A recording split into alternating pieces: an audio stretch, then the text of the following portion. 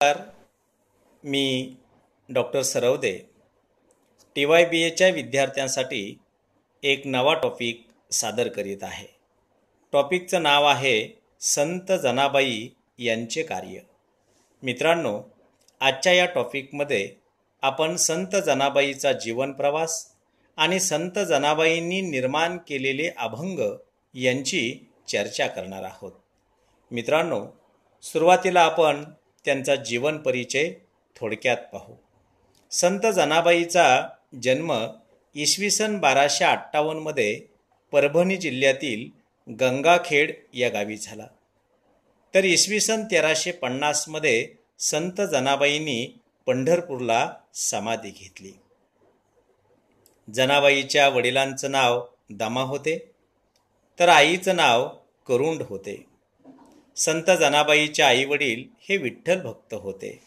ते दरवर्षी पंढरीला येत असत, पंढरपूरची वारी करत असत. एकदा काय झालं, संत जनाबाई वयाच्या 10व्या वर्षी आपल्या आईवडिलांच्या सोबत पंढरीला आली.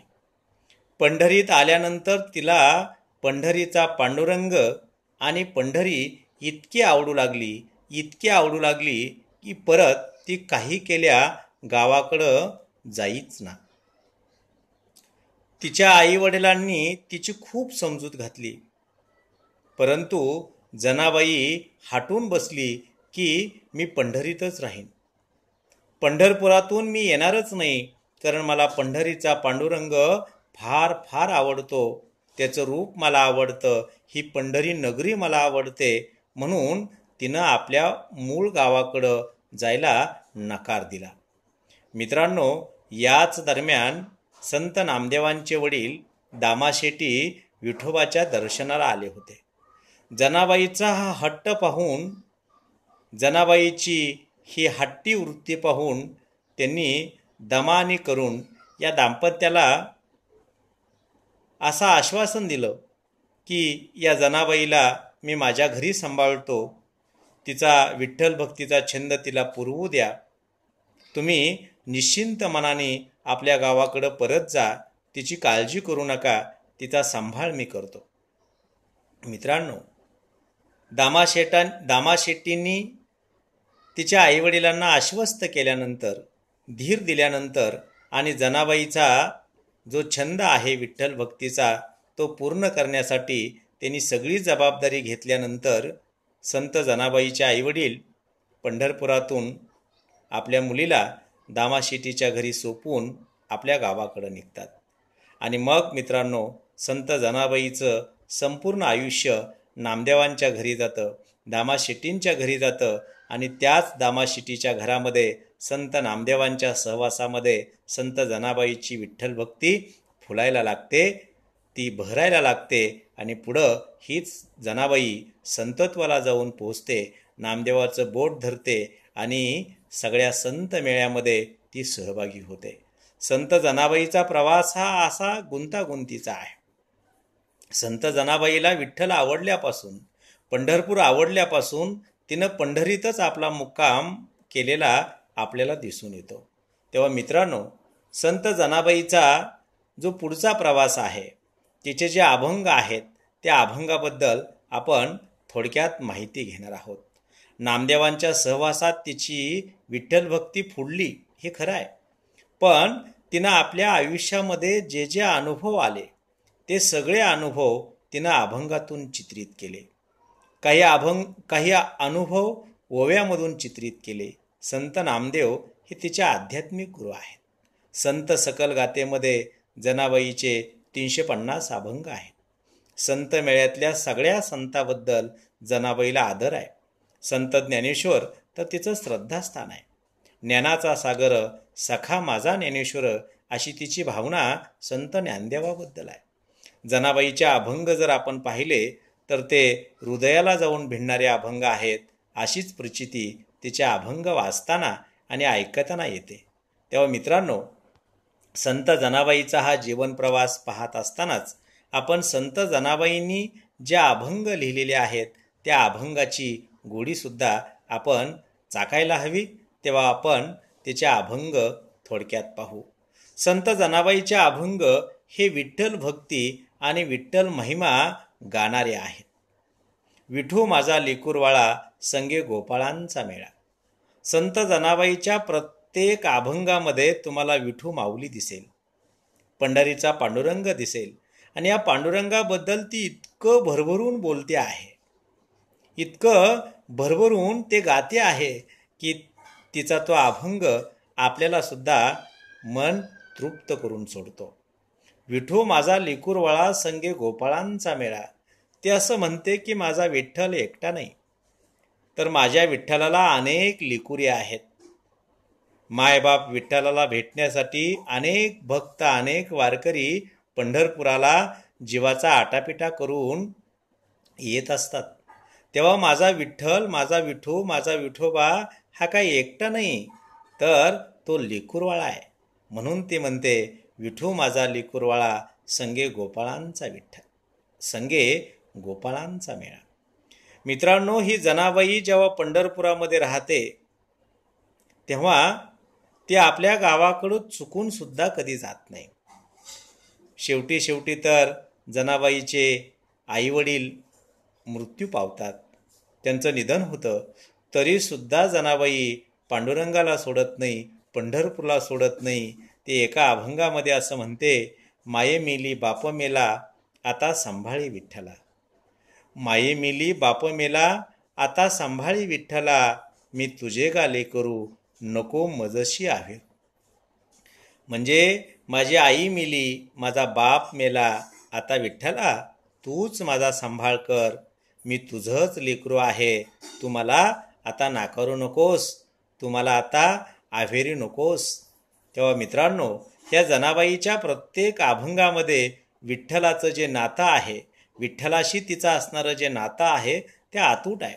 आणि म्हणून हा जो विठ्ठल आहे, तो विठ्ठल तिच्या प्रत्येक अभंगातल्या शब्दामध्ये आपल्याला उगवताना दिसतो. ती विठ्ठलावर इतकं प्रेम करते की कधी कधी ती विठ्ठलाला प्रेमानं शिव्या सुद्धा देते. कधी कधी ती विठ्ठलाला चोर सुद्धा संबोधते. एका अभंगात तर ती असं म्हणते, धरीला पंढरीचा चोर गळा बांधून या दोर. धरीला पंढरीचा चोर गळा बांधून या दोर, हृदय बंदीवान केला आता विठ्ठल कोंडीला. तिची भक्ती किती महान आहे बघा. म्हणजे तिनं या पंढरीच्या विठ्ठलाला चोर संबोधलं, त्याच्या गळ्यामध्ये दोर बांधला, का तर आपला विठ्ठल आपल्यापासून कुठे दूर जाऊ नये. आणि म्हणून या विठ्ठलाला या संत जनाबाईनं आपल्या हृदयामध्ये बंदिवान केलं आणि त्याला कोंडून टाकलं, का तर तो आपल्यापासून दूर जाऊ नये म्हणून. तेव्हा संत जनाबाईची ही जी भक्ती आहे ती अतिशय महान आहे, याची प्रचिती तिच्या अभंगातून आपल्याला येते. त्यानंतर संत जनाबाईच्या अभंगामध्ये आपल्याला आणखीन एक प्रचिती येते, ती अशी की पंढरीचा पांडुरंग हा संत जनाबाईला प्रत्येक कामामध्ये मदत करत असे. मित्रांनो, संत जनाबाई ही नामदेवांच्या घरी दासी म्हणून राहत असे. नामदेवांच्या घरची सगळी कामं ती करत असे. धुनी भांडी करत असे, गौऱ्या थापत असे, दळणकांडण करत असे. म्हणजे नामदेवांच्या घरामध्ये जी कामं असतील ती सगळी कामं ती करत असे. पण तिच्या प्रत्येक कामामध्ये, तिच्या ओठामध्ये, तिच्या मुखामध्ये पंढरीचा पांडुरंग असे. आणि म्हणून ती एका अभंगामध्ये असं म्हणते की माझ्या कामामध्ये मला प्रत्यक्ष विठ्ठल मदत करतो, माझ्या कामामध्ये मला विठ्ठल सहकार्य करतो, असे काही अभंग तिनं लिहिलेले आहेत. ती एका अभंगामध्ये असं म्हणते, झाडं लोट करी जनी केर भरी चक्र पाणी. माझ्या जनीला नाही कोणी म्हणून देव घाली पाणी. म्हणजे तिच्या अभंगामध्ये आपल्याला हे दिसून येतं की जनाबाईच्या प्रत्येक कामामध्ये विठ्ठल मदत करतो आहे. झाडं लोट करी जनी केर भरी चक्र पाणी. म्हणजे जनाबाई झाडलोट करत असेल तर नामदेवाच्या घरी पाणी भरण्याचं काम हा विठ्ठल करत असे, हा चक्रपाणी करत असे. माझ्या जनीला नाही कोणी म्हणून देव घाली पाणी. म्हणजे नामदेवांच्या घरची अर्धी अधिक कामं हा संत हा विठ्ठल करत असे. येग येग विठाबाई माझ्या पंढरीची आई. आणि म्हणून ती प्रत्येक कामामध्ये या विठू माऊलीला, या पंढरीच्या पांडुरंगाला ती बोलवत असे. मित्रांनो, जनाबाईंची कविता ही विठ्ठल प्रेमानं ओतप्रोत अशी भरलेली आहे. तिच्या एकूण अभंगामध्ये आपल्याला त्याग दिसतो, तिच्या अभंगामध्ये आपल्याला वात्सल्य दिसतं, तिच्या अभंगामध्ये आपल्याला समर्पण वृत्ती दिसते. संत जनाबाई ही संतत्वाला पोचली ही तिच्या अंगी असलेल्या वेगवेगळ्या कौशल्यामुळं. तिनं कोणतंही काम टाकाऊ मानलं नाही, प्रत्येक काम समर्पण वृत्तीनं केलं आणि म्हणून तिच्या या समर्पण वृत्तीचं कौतुक करत पंढरीच्या पांडुरंगानं तिला सहकार्य केलं. मित्रांनो, संत जनाबाईचं वेगळेपण नेमकं कशा कशामध्ये आहे याचा थोडक्यात आढावा आपण या ठिकाणी घेऊ. संत नामदेव आणि संत जनाबाईचं नातं हे युगानुयुगाचं आहे असं मानलं जातं. संत ज्ञानेश्वर तर तिचं श्रद्धास्थान होतं. संत नामदेवांच्या घरी अनेक संत येत असत. निवृत्ती येत असे, ज्ञानदेव येत असे, सोपान, मुक्ताबाई, चोखोबा, विसोबा खेचर अशा असंख्य संत येत असत. नामदेवाच्या घरात ती राहिल्यामुळं, नामदेवाच्या सहवासात ती वाढल्यामुळं सगळ्या संतांना ती पाहत असे, त्यांचे विचार ऐकत असे. तेव्हा संत ज्ञानेश्वर तर तिचं श्रद्धास्थान होतं. भक्ती कशी करावी याचे नियम नाहीत. ती असं म्हणते की भक्ती कशी करावी याचे नियम नाहीत, पण ती मनापासून केली की आपल्याला ईश्वराचं दर्शन घडतं, पंढरीच्या पांडुरंगाचा प्रत्यय येतो, अशी संत जनाबाईची मित्रांनो धारणा होती. जनाबाईचं विठ्ठलाशी असलेलं जे नातं आहे ते अतिशय अप्रतिम आहे. तिनं अनेक अभंगातून ते व्यक्त सुद्धा केलेलं आहे. तेव्हा मित्रांनो, संत वाटिकेतील जाईची वेल म्हणून जिची गणना केली जाते, जिला संबोधलं जातं, ती संत जनाबाई संत मंडळामध्ये फार वरच्या स्थानी पोचलेली आहे याची प्रचिती तिच्या विविध अभंगातून आपल्याला येते. तेव्हा आजच्या या टॉपिकमध्ये आपण संत जनाबाईचा जीवनप्रवास आणि तिनं निर्माण केलेले विविध अभंग थोडक्यात पाहिले. आज आपण इथेच थांबूया. धन्यवाद.